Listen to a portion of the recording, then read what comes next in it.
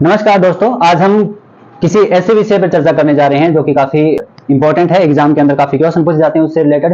और उस टॉपिक की यदि बात की जाए तो उसका नाम है दल बदल विरोधी अधिनियम 1985। दल बदल विरोधी अधिनियम, वैसे मैं आपको बता दूं कि दल बदल विरोधी अधिनियम जो है वो एक प्रकार से तकनीकी रूप से अगर देखा जाए तो वो गलत है, क्योंकि यदि कोई चीज संविधान में शामिल हो जाए तो उसको हम कभी भी अधिनियम नहीं कहते, और सदन या फिर संसद द्वारा बनाई गई विधि को हम अधिनियम कहते हैं। तो इसका मतलब अधिनियम जो कि एक प्रकार से काफी ज्यादा पॉपुलर है, लोकप्रिय है, तो हमने इसको इसी प्रकार से इसको पढ़ना शुरू कर दिया कि दल बदल विरोधी अधिनियम। सबसे पहले हम जानने की कोशिश करेंगे दल बदल क्या है। सबसे पहले मैं आपको बता दूं कि दल बदल का मतलब यहाँ पे कोई एक व्यक्ति किसी पार्टी का है, वो किसी दूसरी पार्टी में चला जाए, दूसरी पार्टी को ज्वाइन कर ले, और ज्वाइन करने के बाद में कौन कौन सी दिक्कत पैदा होती है उन सब के बारे में हम विशेष चर्चा करने वाले हैं। सबसे पहले आप मुझे बताओगे कि दल बदल विरोधी अधिनियम जो कि अस्तित्व में आया है कब आया था? सर ये 1985 में अस्तित्व में आया था। 52वां संविधान संशोधन 1985 के अंदर इसको 10वीं अनुसूची में जोड़ा गया था। वेरी गुड, 10वीं अनुसूची के तहत इसको जोड़ा गया। और इससे पहले की अगर कहानी अगर देखी जाए तो आपको पता है 1985 से पहले कोई भी व्यक्ति किसी भी पार्टी से यदि चुन करके आया है और अगर उसकी इच्छा हो गई कि मुझे किसी और पार्टी को ज्वाइन करना है तो वो अपने हिसाब से किसी भी पार्टी को कितनी भी बार ज्वाइन कर सकता था।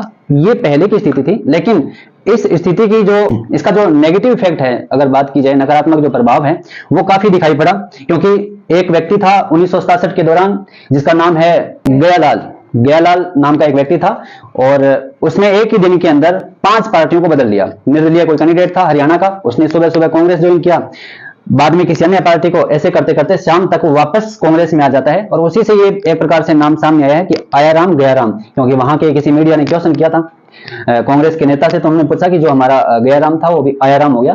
तो ये कुछ चीजें मिलती है कि आप सोच सकते हो कि एक व्यक्ति एक दिन के अंदर 5 पार्टी को चेंज कर रहा है, तो उसकी वजह से अस्थिरता का जो माहौल बनता है, जिससे कि हम एक उपेक्षा करते हैं कि अगर कोई सरकार है, सरकार किसी विधायक से बन रही है, किसी से गिर रही है, तो बार बार जो विधायक कभी भी पार्टी को छोड़ रहा है, कभी वो पार्टी से ज्वाइन कर रहा है, इसका मतलब जो अस्थिरता का जो माहौल होता है, जिसमें हम बात कह सकते हैं कि सरकार जो है अपनी नीतियों को अच्छे से लागू नहीं कर सकती, नीतियों को लंबे टाइम तक लागू नहीं करेगी। इसका मतलब जैसे 1 साल के लिए बनाई, दूसरी बार कोई और सरकार बन गई, तो ये कुछ प्रभाव दिखाई पड़ता है जिसमें जनता का इसके अंदर नुकसान होता है।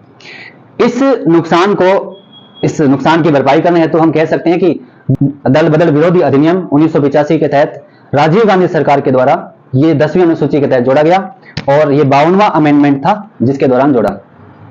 अब आगे क्वेश्चन है कि दल बदल जो है वो किस पर लागू होता है, या फिर आपसे पूछा जाए कि या सदन के अंदर की कार्यवाही पर लागू होता है या सदन के बाहर की जो प्रक्रिया है उस पर लागू होता है, तो इसके बारे में कौन बताएगा? सर जो दल विरोधी अधिनियम है ना सर, वो सदन के अंदर की प्रक्रिया पर लागू होता है। सदन के बाहर कोई भी प्रक्रिया होती है ना, उस पर कोई लागू नहीं होता सर। और सदन में चुने गए जो व्यक्ति होते हैं ना सर, वो 3 प्रकार के होते हैं, और इस दल विरोधी अधिनियम का सब पर अलग अलग प्रभाव है सर। जो निर्वाचित होते हैं ना सर, वो अगर 1/3 या 2/3 सदस्य, 2/3 से कम सदस्य किसी भी पार्टी को छोड़कर जाते हैं तो उन पर दल विरोधी कानून लागू होता है। लेकिन कोई निर्दलीय व्यक्ति है, वो किसी पार्टी को ज्वाइन करता है तो वो अयोग्य घोषित हो जाता है, उस पर यह कानून लागू हो जाता है।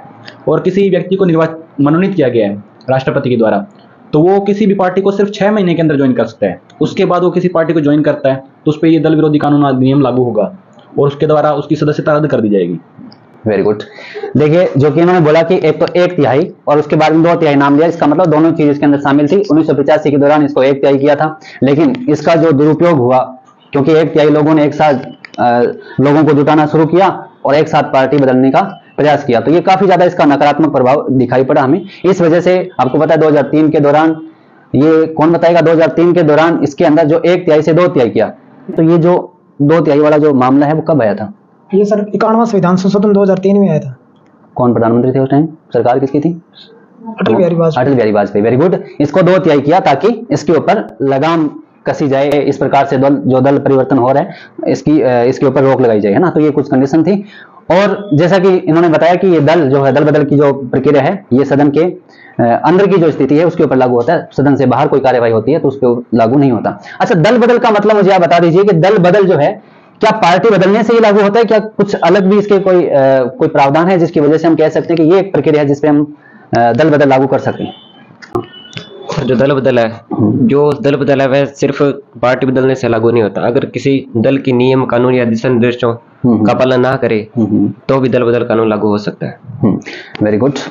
एक बहुत ही शानदार बात है, आपको पता है, आपने एक नाम सुना होगा, व्हिप, जिसको हम सचेतक कहते हैं। एक दल के अंदर एक व्हिप होता है जो कि उस दल को उसके अंदर अनुशासन बनाने का, या फिर हम ये कह सकते हैं कि व्हिप का काम ये होता है कि किसी दल में जब कभी भी सदन में कोई विधेयक आता है तो उसके ऊपर मतदान उसके पक्ष में करना है या उसके विपक्ष में करना है, तो उसको लेकर वो दिशा निर्देश देता है, कुछ आदेश देता है।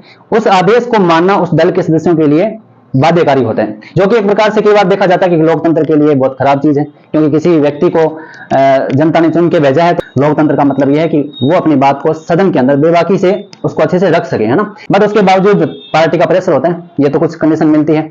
बट यहाँ पे ये मामला है कि यदि व्हिप द्वारा कोई भी दिशा निर्देश है, यदि उस दिशा निर्देश को पार्टी के सदस्य ने नहीं माना तो भी उसकी सदस्यता समाप्त हो जाएगी।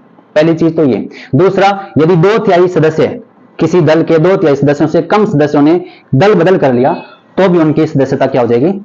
रद्द हो जाएगी। अच्छा, ये तो निर्वाचित की बात होगी। निर्वाचित की यदि मैं बात करूं तो आपको ध्यान रखना, निर्वाचित जो सदस्य है उसकी दोहरी सदस्यता होती है निर्वाचित सदस्य की, जैसे एक तो पार्टी का सदस्य हो गया और दूसरा वो सदन का सदस्य हो गया। तो पार्टी की भी बात को मानना पड़ेगा और सदन के अंदर जो चल रहा है उसके दौरान जो कानून जो आया है 2/3 सदस्यों के दौरान अगर दल बदल किया जाता है तो उनकी सदस्यता समाप्त मानी जाएगी। दूसरी चीज ये है कि मनोनीत सदस्य की यदि बात करें तो मनोनीत सदस्य के लिए प्रावधान है कि हमने अक्सर देखा है कि सामान्य कोई ना कोई पार्टी जो होती है वो मनोनीत करती है किसी भी सदस्य को, जैसे कि सचिन तेंदुलकर को मनोनीत किया था। तो उनके लिए कंडीशन होती है कि वो किसी न किसी पार्टी की विचारधारा से प्रभावित होकर के आए हैं और उसके बाद में उसको उसी पार्टी को ज्वाइन करना है, तो वो कम से कम 6 महीने के अंदर अंदर वो ज्वाइन कर लेगा। अगर 6 महीने के बाद ज्वाइन करता है इसका मतलब तो उसकी सदस्यता क्या हो जाएगी? रद्द हो जाएगी, समाप्त हो जाएगी। आपके सामने एक नया चेहरा है, युवा अपने राजस्थान के अंदर, रविंदर सिंह भाटी, निर्दलीय है, आपको पता हो तो, है ना। और एक जनता की अपेक्षा भी होती है कि यदि वो किसी पार्टी से नहीं है, निर्दलीय उसको जिताया गया है, इसका मतलब वो निर्दलीय ही रहे। ये उस जो जीता हुआ कैंडिडेट है उसके प्रति उस जनता का भरोसा होता है। यदि वो व्यक्ति किसी दूसरी पार्टी को ज्वाइन करता है इसका मतलब जनता के साथ वो गलत कर रहा है, धोखा कर रहा है। इसका मतलब निर्दलीय जो कैंडिडेट है वो किसी भी पार्टी को ज्वाइन नहीं कर सकता। यदि उसने किसी अन्य पार्टी को ज्वाइन किया तो उसकी सदस्यता क्या हो जाएगी? रद्द हो जाएगी। नेक्स्ट क्वेश्चन है कि दल बदल का जो निर्णय लेने का जो काम है वो किसका है? निर्णय कौन देगा उसके ऊपर और कितने टाइम में वो निर्णय आना चाहिए? ये कौन बताएगा आप में से? अरे वाह, सभी को पता है। आप बताइए मुझे। हाँ, दल बदल का निर्णय है ना वो सदन का अध्यक्ष लेता है और सदन का अध्यक्ष लेता है इसका निर्णय, लेकिन इसकी समय सीमा निर्धारित नहीं की जा सकती क्योंकि इसमें संविधान में इसका कोई उल्लेख नहीं है। वेरी गुड, एकदम सही बात है इनकी कि दल बदल का जो निर्णय है वो प्रिसाइडिंग ऑफिसर जिसकी हम बात करें तो पीठासीन अधिकारी लेता है, लेकिन जो कि संविधान में इसका उल्लेख नहीं है कि वो कितने समय में लेगा। ये जो कितने समय में लेकर के एक आपको पता है कुछ वाद याद आ रहा होगा, किसी को याद आ रहा है क्या? कौन सा वाद है? किहोतो होलोहोन, काफी मुश्किल बड़ा नाम है ये, किहोतो होलोहोन, है ना, 1992 का। क्या है मामला? किहोतो होलोहोन वाद है 1992 में आया था और उसमें बताया था न्यायिक समीक्षा के बारे में। हाँ, न्यायिक समीक्षा के बारे में बताया था और उसमें समय सीमा का कोई निर्धारण नहीं किया गया। जब सदन का अध्यक्ष निर्णय लेगा उसकी न्यायिक समीक्षा करेगा वो। वेरी गुड, वो से अच्छा बोला आपने कि किसी भी अगर दल बदल की अगर बात की जाए तो मतलब प्रिसाइडिंग ऑफिसर है वो कितने टाइम में इसका निर्णय लेगा। ये जो है इसका कोई प्रावधान न तो संविधान के अंदर है और उधर उच्चतम न्यायालय ने भी ये बोल दिया कि इसके लिए भी हम कुछ नहीं कर सकते। लेकिन जैसा कि निर्णय आएगा, निर्णय आने के बाद में इसकी न्यायिक समीक्षा होगी जिसको हम जुडिशियल रिव्यू कहते हैं, क्योंकि वैसे तो देखा जाए तो सदन के अंदर की जो प्रक्रिया होती है उस प्रक्रिया के दौरान न्यायालय का कोई हस्तक्षेप नहीं होता, न्यायालय का कोई दखल नहीं होता। विधायिका के अंदर यदि बात की जाए तो आपको पता है कि जो शक्तियों का जो पृथक्करण है इसका सिद्धांत हमें यही बताता है कि जब विधायिका कोई काम करे तो उसकी प्रक्रिया में न्यायपालिका नहीं आएगी। लेकिन जैसे कि आपको पता है कि अनुच्छेद 122 के तहत, और हम जैसे ये तो सदन की बात होती है, संसद की बात, अनुच्छेद 122 के तहत और 212 के तहत हम विधानमंडल की बात करते हैं, तो उसके अंदर कोई व्यक्ति मतलब सदन के अंदर की कार्यवाही है जिसके अंदर एक अधिकार होता है स्पीकर को, वो किसी प्रकार से निर्णय ले सकते हैं। ये तो संविधान के अंदर की बात है। संविधान में तो ये लिखा हुआ है कि अंतिम निर्णय किसका होगा? अंतिम निर्णय किसका होगा?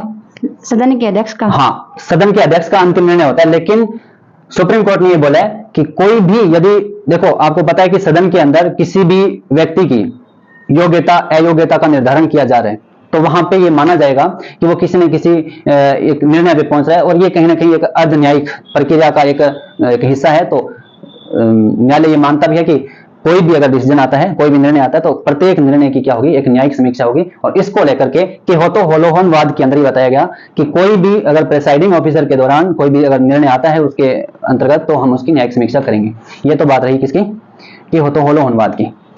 नेक्स्ट हम बात करेंगे इसके अपवाद की, मतलब ये अपवाद है किस किस पे लागू नहीं हो सकता, जैसे कि दल बदल जो है प्रावधान है जिस पे लागू नहीं होगा, ऐसा आप बता सकते हो किस पे लागू नहीं हो सकता? जैसे यस सर, ये स्पीकर पे लागू नहीं होता। स्पीकर पे लागू नहीं होता, क्योंकि माना जाता है कि स्पीकर जो है वो एक प्रकार से पार्टी से ऊपर उठ करके काम करता है और पार्टी के हितों से ऊपर उठ के काम करता है, तटस्थ है, निष्पक्ष है, ये उम्मीद की जाती है। हालांकि हम बात करें जैसे कि वो वैसे इसका झुकाव तो आपको पता है किसी पार्टी की तरफ ही होता है और पार्टी को छोड़ता भी नहीं, हमारे भारत के अंदर ऐसी स्थिति है। लेकिन इंग्लैंड के अंदर आपको पता है कि कोई भी पार्टी का कोई कैंडिडेट है, उसको अगर स्पीकर बना दिया जाता है तो वो उसी टाइम उस पार्टी की सदस्यता को छोड़ देता है और स्पीकर बन जाता है। इसका मतलब वो बताता है कि मैं निष्पक्ष होकर के काम करूंगा। हमारे यहाँ पे भी उम्मीद की जा रही है कि हम जो भी डिसीजन आएगा वो एक मतलब जो भी निर्णय सुनाएगा वो निष्पक्ष और तटस्थ होकर के सुनाएगा। ये कुछ कंडीशन है। दूसरी चीज, अगर 2/3 सदस्य किसी पार्टी को एक साथ ज्वाइन करते हैं या मतलब एक साथ अन्य पार्टी को ज्वाइन करते हैं तो उन पे दल बदल लागू नहीं होगा। यदि कोई व्यक्ति, यहाँ पे दूसरा अपवाद यह है कि 2/3 सदस्य एक साथ किसी पार्टी को ज्वाइन कर ले, मर्ज हो जाए या अलग कोई पार्टी बना ले, तो उनके ऊपर दल बदल लागू नहीं होगा। तीसरी कंडीशन क्या है, कौन बताएगा? आप बताओ। ठीक, काफी सर तीसरी कंडीशन ये है सर कि कोई सदस्य को अगर पार्टी स्वयं निष्कासित करती है तो उस पर ये दल बदल कानून लागू नहीं होगा सर। ठीक है, वेरी गुड। अच्छा, ये बात सही है कि अगर कोई पार्टी किसी सदस्य को निष्कासित कर दे तो उस सदस्य पे दल बदल कानून लागू नहीं होगा। क्या अगर उसको निष्कासित कर दिया जाए, निष्कासित करने के बाद क्या वो एमएलए या एमपी रह सकता है? सर अगर किसी सदस्य को पार्टी से भी निष्कासित कर दे तो वह अपने पद पर रहता है, एमएलए एमपी होता है जो वो रहता है उसी पर। Very good. ये बात सही है कि यदि किसी को पार्टी निष्कासित करती है तो एमएलए या एमपी के जो पद पे है वो वहां रह सकता है, लेकिन जहां से वो हटा है इसका मतलब पार्टी की सदस्यता समाप्त हुई है, सदन की सदस्यता समाप्त नहीं होती। अच्छा, यदि वो व्यक्ति जो कि उसको पार्टी ने निष्कासित किया है, यदि उसको एमएलए या एमपी के पद पे लगातार रहना है तो उसको किसी अन्य पार्टी को ज्वाइन नहीं करना। आप एक प्रकार से समझ सकते हो कि एक प्रकार से वो किसी पार्टी का नहीं है, बाद में निर्दलीय है। और निर्दलीय कोई व्यक्ति अगर किसी पार्टी को ज्वाइन करता है तो क्या होता है, उसकी सदस्यता समाप्त हो जाएगी। एक चीज तो आपको ध्यान में रखना है कि निर्दलीय जो है, निर्दलीय के बारे में यदि बात करें तो निर्दलीय कैंडिडेट है वो किसी पार्टी का समर्थन कर सकता है, वोटिंग कर सकता है, ठीक है, वो मंत्री तक भी बन सकता है, लेकिन यदि किसी पार्टी को उसने ज्वाइन कर लिया तो उसकी सदस्यता समाप्त मानी जाएगी। ये चीज आपको ध्यान में रखनी है। अब उसको लेकर के कुछ विवाद है। विवाद क्या है? अभी आपको पता है कि अनुच्छेद 105 के तहत अगर हम संसद की बात करें या विधानमंडल की बात करें तो अनुच्छेद 193 के तहत हमें पता चलता है कि जैसे आम नागरिक है उससे कई ज्यादा जो विशेषाधिकार है वो सदन के सदस्यों के होते हैं, है ना। जिसको लेकर के ये सवाल बार बार उठता है कि अच्छा, कोई व्यक्ति जो है अपनी बात को मतलब अगर सदन के अंदर आया है और यदि पार्टी उसको ये बोल रही है कि पार्टी बता रही है कि हम जो कहें वैसा ही करना है ना, इसका मतलब पार्टी का जो आदेश है उसका ही पालन करना है। इसका मतलब तो कहीं ना कहीं ये हुआ ना कि जो कैंडिडेट जो जीत करके आया है वो सदन में बैठा है, लोगों का प्रतिनिधित्व कर रहा है, तो वो पार्टी के ही बातों को ही मान रहा है, अपनी बात को ढंग से रख ही नहीं पा रहा। हम ये कह सकते हैं कि अभिव्यक्ति की जो स्वतंत्रता होती है, जो वास्तव में लोकतंत्र है, वो कहीं ना कहीं यहाँ पे थोड़ा हमें कम नजर आता है, जो कि एक प्रकार से गलत भी है। ये कुछ विवाद रहेगा, सिंपल है, क्योंकि एक स्वतंत्र कोई व्यक्ति अपनी बात को किसी सदन में पूरे बेबाकी से रख पाए, इस प्रकार की वो कोशिश करता है, लेकिन जहां पे उसके ऊपर कुछ दबाव होता है, यदि पार्टी के निर्देश को नहीं माना तो आपको पता है कि उसके ऊपर दल बदल कानून लागू हो जाता है। ये कुछ कंडीशन है। एक तो ये विवाद है। दूसरा विवाद क्या है? क्वेश्चन था, दल बदल से कौन सी सदस्यता रद्द होती है, पार्टी की या संसद की? देखो, दल बदल करेगा तो पार्टी से तो वो चला ही गया, दूसरी जो सदस्यता रद्द होगी वो सदन की होगी। सर उसकी अगर सदन की सदस्यता रद्द होगी तो फिर वो मंत्री कैसे रह गया सर? मंत्री पद पे है। देखो, एक चीज आप हमेशा ध्यान रखना, किसी भी कंडीशन में यदि एक व्यक्ति दूसरी पार्टी को ज्वाइन करता है वो इसीलिए करता है कि उसको या तो मंत्री पद का लालच दिया जाता है या कुछ पैसों का लालच होता है, जिसको हम हॉर्स ट्रेडिंग कहते हैं, जिसमें विधायकों या एमपी की अगर बात की जाए तो उनकी खरीद बिक्री होती है। आपने देखा होगा करोड़ों रुपए में बिकते हैं वो लोग, है ना। तो ये कुछ कंडीशन है। तो इस आधार पर देखा जाए तो सदन की सदस्यता समाप्त होने के बाद में बताओ मंत्री कैसे रह सकते हैं, ये कंडीशन होती है, ठीक है। अच्छा, लास्ट क्वेश्चन हमारा ये है, कुछ अपने को कुछ नजर आता है, इसके अंदर विवाद नजर आता है कि सदस्य जो है किसी सदन का, उसके ऊपर ये लोकतंत्र वाली जो बात नजर आती है। दूसरा आपके सामने है स्पीकर। क्या स्पीकर का जो काम जो हमें दिखाई पड़ रहा है वो सही है क्या? कोई बताएगा? स्पीकर जो है वास्तव में वो तटस्थ होकर काम करेगा? एक चीज का हमेशा ध्यान रखना, स्पीकर जो है सामान्य देखा जाता है कि वो किसी न किसी रूलिंग पार्टी जो शासन कर रही है, रूलिंग पार्टी का वो क्या होगा, सदस्य होगा, जो अध्यक्ष बनेगा, क्योंकि वोटिंग के हिसाब से उन्हीं के दौरान बनाया जाता है। आपने 2020 का मणिपुर का मामला देखा होगा, उसके अंदर आपने देखा विपक्ष का कोई व्यक्ति है, वो रूलिंग पार्टी में चला गया, रूलिंग पार्टी में जाने के बाद 3 साल लगातार वो मंत्री पद पे रहा, लेकिन देखा जाए तो अकेला व्यक्ति किसी दूसरी पार्टी में जा रहा है। और फिर विपक्ष वालों ने जब कंप्लेन की तो इसका सबसे बड़ा जो आपके सामने ये नेगेटिव प्रभाव जो दिखाई पड़ता है, इसका मतलब ये है कि कोई व्यक्ति जो है कितने टाइम में मतलब उसका निर्णय आना चाहिए, इसके बारे में कोई उल्लेख नहीं है संविधान के अंदर। तो लोकसभा अध्यक्ष ने इसका कोई निर्णय लिया ही नहीं, लगातार 3 साल तक वो मंत्री पद पे रहा।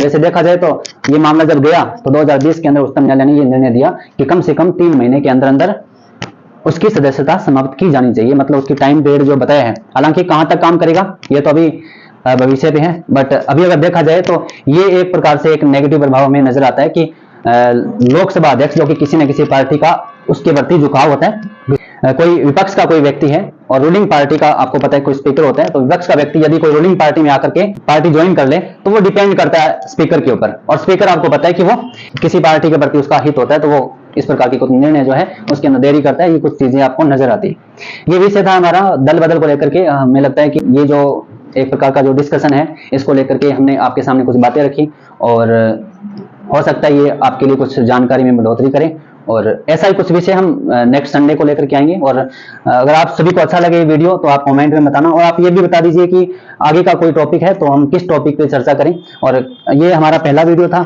और थोड़ी हेजिटेशन भी हो रही है, और अगर कोई गलती हुई तो हमें माफ करना। बाकी सभी प्यारे बच्चे अलग अलग प्रकार की तैयारी करें सारे बच्चे, और पॉलिटी से इनका काफी ज्यादा जुड़ाव है। तो आज के लिए बस इतना ही, धन्यवाद।